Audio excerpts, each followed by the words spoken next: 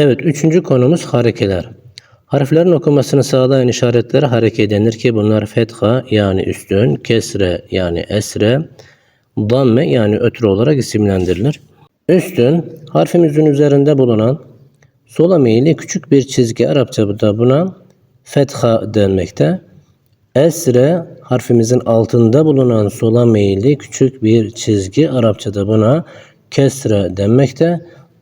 Ötürü ise küçük vav harfine benzeyen harfimizin üzerinde yazılan, Arapçada buna da damme denmektedir.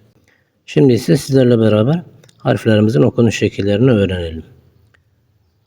E, I, Ü, B, B, B, D, D, D, S, Si, S, C, C, C, H, H, H, H, H, H, D, D, D, Z, Z, Z, Ra, R, R, Z, Z, Z,